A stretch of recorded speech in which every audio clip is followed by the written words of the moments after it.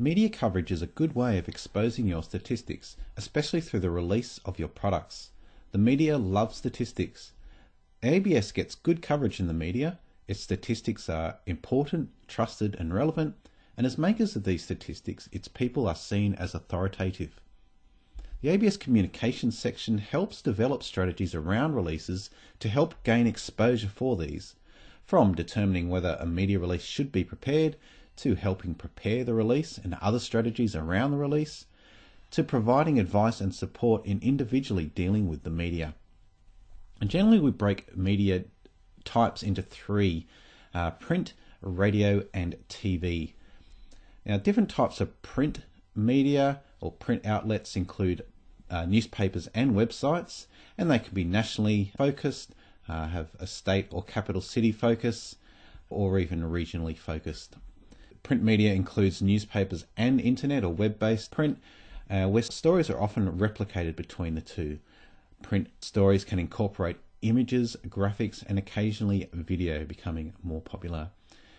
Print media nowadays incorporates social media, so Facebook, infographic type output, and tweets or Twitter also considered print media outlets nowadays. And contact with print media outlets can be simply providing key stats for a story, to reading quotes from the media release, or providing new quotes.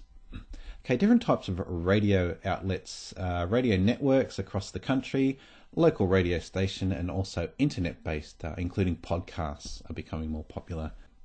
Contact with radio outlets can be through providing background statistics and information for a story, to providing grabs, and even doing pre-recorded interviews, and even live-to-air interviews on radio.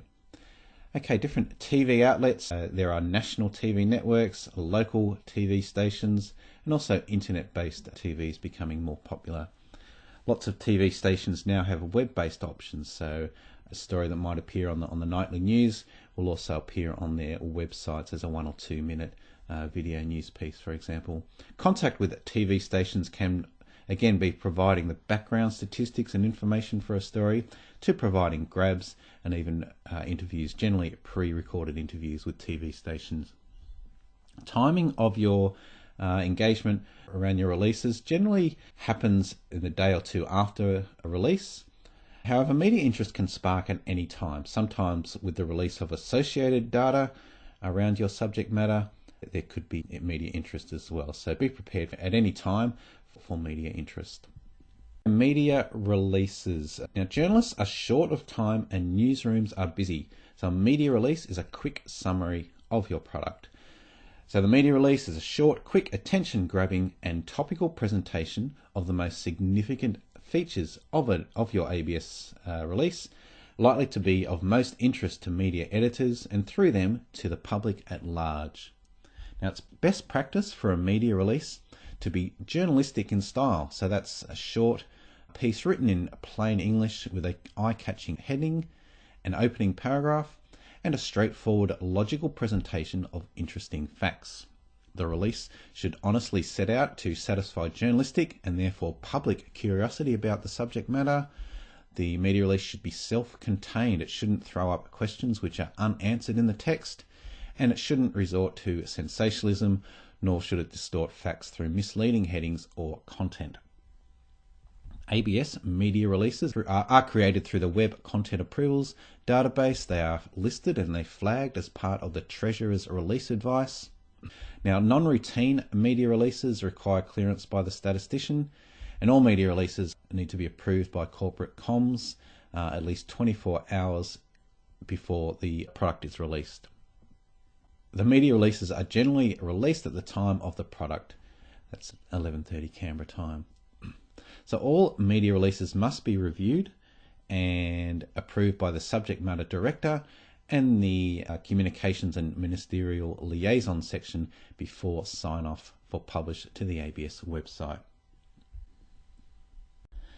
On the screen now is an example of a media release around the product Australian demographic statistics. You see there the short eye-catching heading and opening paragraph. an assortment of bits of information and statistics throughout the media release, and the use of quotes as well by the, in this case, the ABS Director of Demography. That's becoming more popular as well, including quotes which then get replicated in news stories. Or at the bottom of the media release, you'll see a direct link to the product itself. Okay, spokespeople. When media exposure is being sought for an ABS release, we like to have a person who is available for statistical clarification and or other media requests such as interviews. Now, ABS Corporate Comms can assist in training to give confident, correct and effective interviews and news grabs. Now, there's media training provided by the communications section for staff required to address the media. There's also just-in-time media training, which refers to a training package delivered by the communications section for ABS staff that may need to liaise with the media in response to interview requests. Now, the types of contacts spokespeople make. Now, the most common contact is just an overview of the release, generally providing just 2 or 3 highlights of the release for a story that a journalist is preparing.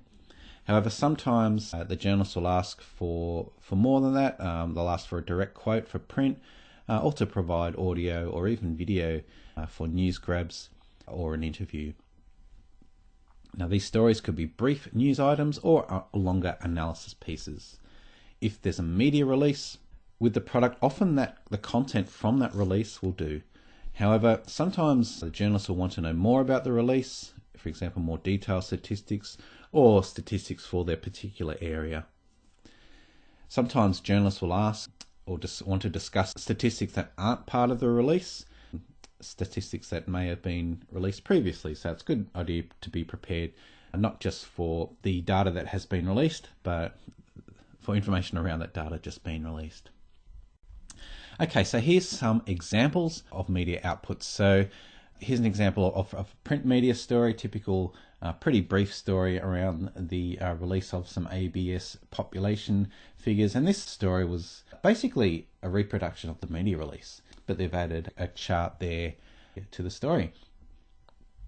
Okay, the next example here of a print article is a more analytical piece. So where, again, the ABS release has provided the key background information for the story. However, this journalist has turned it into more of an analytical piece by getting interviews with people around associated with the data that's been released. Has got quotes from an ABS contact there, and provided a bit more information as well, a couple of graphs and charts there around the release of that product. Social media, especially through Facebook, infographics is becoming increasingly popular, and Twitter as well. Short messages tweeted from the ABS Twitter account with a link to the product itself, or the link can be to the actual media release around the product. And increasingly popular are tweets that link to more audio or visual related content around releases. Next, we've got a short, typical TV news story where some background information has been provided to this journalist. The journalist has asked for a quote and got a quote from an ABS person here. And yeah, as I say, a typical example of a story that uses ABS statistics that have just been released. Regional Australia is growing. Albury's population is now at 51,000, up 1.7%. Wodonga's population is now at 38,000, growing faster than Albury's at 2.2%. Preference might be a little cheaper over there, I'm not sure. I know that both areas are fantastic parts. You know, we think this is God's country. The populations of Albury and Wodonga might be growing, but according to the Australian Bureau of Statistics, those in smaller outlying towns are not. Yeah, not many areas actually declining in population, but certainly a lot of areas on the outskirts of our major regional centres are showing almost zero population change over the past few years. Australia's population is forecast to hit 40 million by the middle of the century. Helen Bellard, Prime 7 News. Next, I'll play 3 short pieces of all examples of just grabs provided by ABS people that was shown as part of a longer news story. Neither Melbourne or Sydney can lay claim to being the fastest growing capital in Australia. That title is currently held by Perth, which grew 2.5% last year. Perth is attracting a lot of people from overseas. The Bureau of Statistics population clock struck 24 million overnight. Latest estimates have Victoria growing the fastest of all the states and territories, recently overtaking Western Australia. In 5.5 hours, that number will top 24 million. We suspect that it will continue to grow very rapidly and that by 2089 we'll have about 50 million people. Now the next example is a case study of an interview, a live-to-air interview with a radio station, ABC Darwin in this case. And the interview covered a few different themes and different aspects of an interview.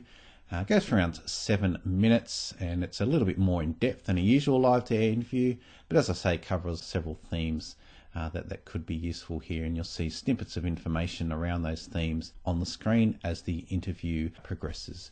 And you can fast forward if your time is short. Lisa Pellegrino on ABC Local Radio across the Territory.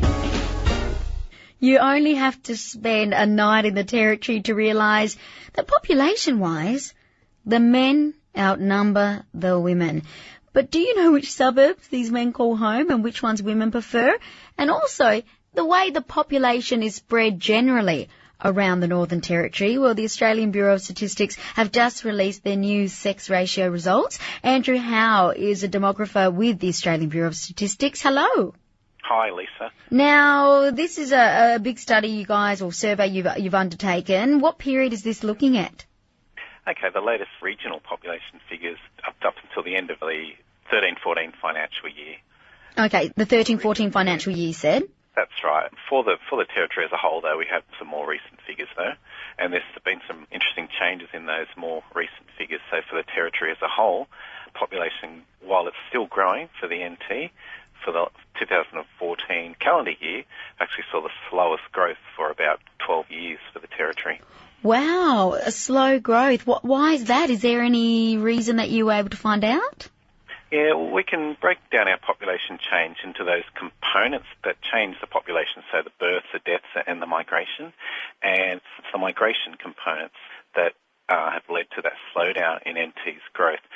We talk of two types of migration generally. We talk about overseas and we talk about internal migration, so within Australia as well. And both of those components, the overseas migration and the internal migration within Australia, we've seen a slowdown or a decline for the NT.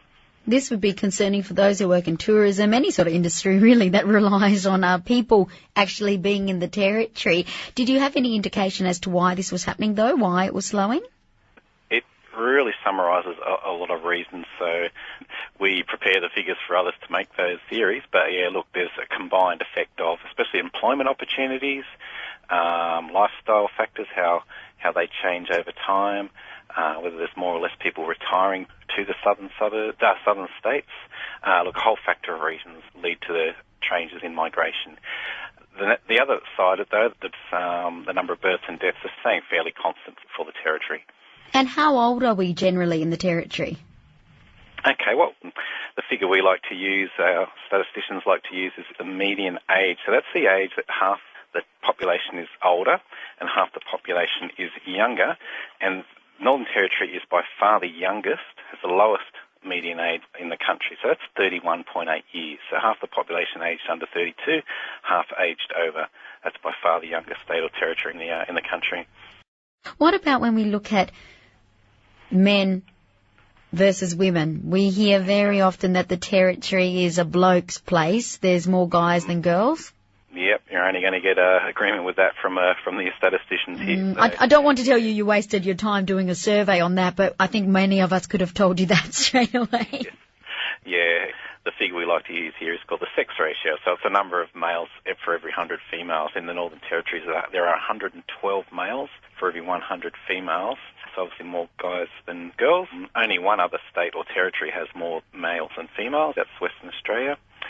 But that sex ratio, that ratio of men over women, varies quite considerably within the Territory and even within Darwin. Are there any theories as to why this is? Again, a combination of factors. It could be employment opportunities, particular factors of or features of the Northern Territory which are attracting more men than women in terms of moving to the Territory. That could be moves from other parts of Australia and also from overseas. You'd think that employment would be a leading factor there. And you'd wonder if Army makes a difference, and you mentioned WA, so mining. That's right, yeah, the two mining states having more men than women, but with the NT having some prominent defence bases as well, that's also a factor there in attracting more men than women. But you at the Bureau became very specific, and you got to see where exactly, not just the Territory that there are more guys than girls, but also where people are concentrated. Yeah, we release these figures basically for Darwin suburb and other regions around the Territory. And number one in terms of the male-dominated or the blokier suburb, if you want to call it that, is Berrima, with basically 2 men for every woman in Berrima. Two to every one? Yep, almost 2. Yep, 194 men for every 100 women. What I'm wondering, Andrew, with your sex ratio, the way in mainstream now we're viewing gender as becoming very different. In the future, or even currently, is there any scope at looking at the trans population, so transgender? Yeah, well, currently we don't prepare the figures for the trans population. It comes down to whether we have accurate enough information to do that, and a lot of our population data stems from the census, so that would be perhaps where we would start being able to get that information. So no plans that I know of in the next census to have a trans category, although I could chase that up to make sure of that. But yeah, look, if there was the demand for that information, then certainly it's a possibility for it to be introduced in the census, and consequently leading on to other ABS statistics. Because I couldn't imagine it'd be much harder, would it, to add that extra category? Well, there's a lot of information that a lot of people would like from the census, so it comes down to the demand for information such as that, and how much space there is on the census form, and whether, when we get that information, is it accurate enough. What interesting observation with our age data from the census, for example, is the number of people who say they are over 100 or 150 years old, where it's obviously not correct. So need to take into account the accuracy of the data that we do get in a collection such as the census. You obviously find out of some interesting things, some quirky things about a place as well. Sometimes there's new little groups or identities. What was that religion that appears in some census? It's a Star Wars one? Yes, the Jedi one, apparently. Yeah. What about when it comes to the Territory? When ultimately we classify the religions and the other categories based on a preset list. But as trends change in the population and there's changing demand for different information, there is certainly scope in collections such as the census to get that sort of information.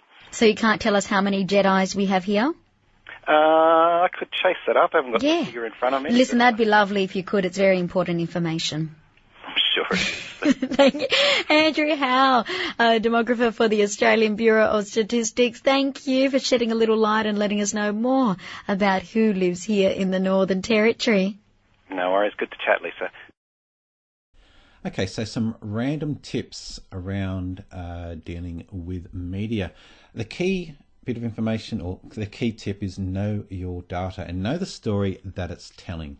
So make sure you step back from the data production or release process that you've probably been caught up with in the days prior to a release, and consider the story that the data's telling, that the features of that release.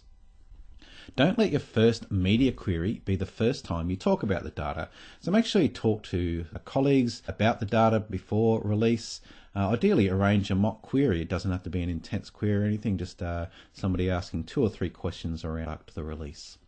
There's nothing like practice or experience, so treat every media contact as experience for the next time, and the practice makes it better. Use the media release. Don't forget the media release. It's a key one-pager of information that the media like to hear information about, or prepare a cheat sheet with a few more key features of the data being released. Now, some quick tips for interviews. clarify the phone number, the time, the interviewer, and the topic before the interview. And remember or realise that newsrooms are busy, and these bits of information can help problems later on. If you're doing a live to air or a pre-record interview, use a landline, turn off your mobile phone. If you're unsure of a question, just make sure you clarify it. When you're answering questions, try to give a complete thought that can stand on its own, or we call this a soundbite.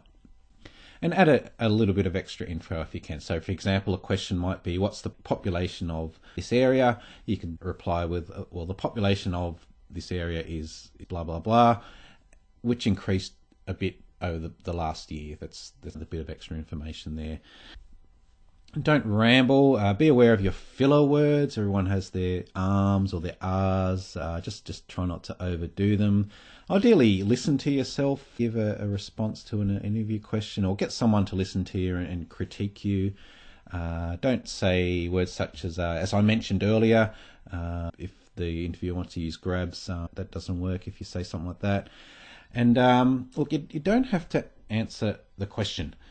Don't get caught up in the specifics of answering a question. Generally, an interview with an ABS person just wants an ABS person to provide some relevant information about your release, about your statistics. So remember, you're the expert, you have the facts, you have the authority, and that's why they came to you.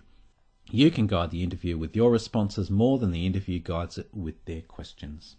So further information, Corporate Comms has great information there. There are knowledge documents around media releases. And yeah, as I mentioned there, the Communications and Ministerial Liaison section, or CAMLS, is a very good point of contact. Thank you for watching.